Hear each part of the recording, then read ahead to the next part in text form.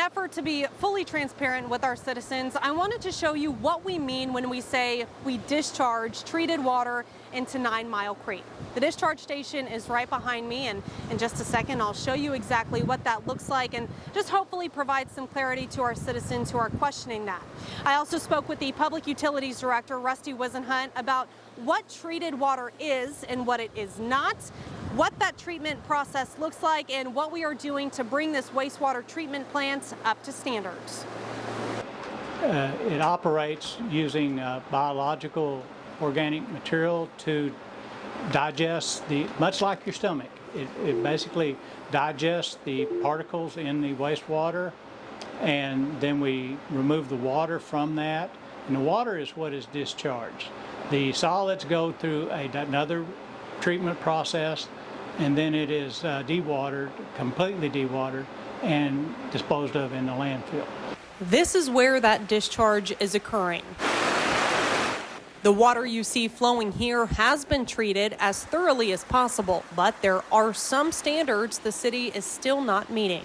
Right now, the plant is in excess on ammonia and TSS. Those are, we're not hugely out of compliance, but we are out of compliance with those items.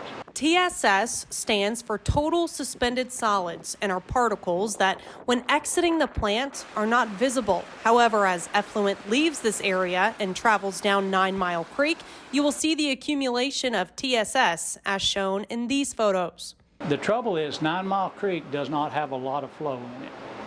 And as this fall and spring, neither did East Cache Creek. So what flow got into them moved very slowly through that. During that time period, the TSS that's in the water, even if it was compliant, would move to the edge and slow down and deposit itself along the banks. To provide further clarity, these photos were taken on February 26th, the same time a third-party consultant was conducting aquatic biomonitoring that showed this water was not harmful to aquatic life. We basically take our effluent and use the aquatic life to determine if the effluent is harmful to fish reproduction and lethal to the fish.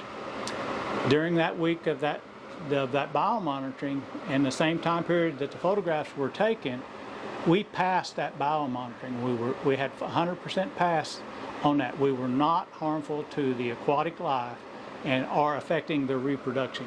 These issues we're currently seeing stem from flooding events in 2016 and 2017 that caused damage to equipment in the plant. And in November 2022, the city started work on upgrading the facility with a price tag of about $100 million.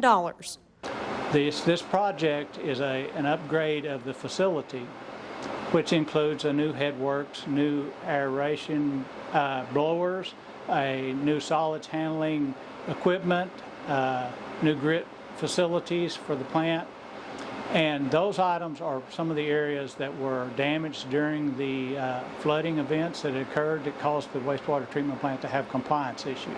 Despite the compliance issues, the City of Lawton is working diligently to meet DEQ requirements in all areas. As the month of May approaches, the wastewater treatment plant will begin testing for E. coli as part of the discharge monitoring report that is sent to the DEQ monthly. We understand we're not in compliance, and we're doing everything that's possible to get to compliance, but it is a large project and it takes a lot of time to get equipment deliveries and everything, so we're working very hard and very diligently to produce an effluent that is meeting standards and actually promotes the streams. Now, I've attached that aquatic biomonitoring report on this story on our website, lawtonok.gov, along with a full summary of how the wastewater treatment plant is operating from our consultant engineers, Garver. They're the engineers who are helping us with these upgrades to the wastewater treatment plant. You can see all of that information for yourself at our website, again, lawtonok.gov.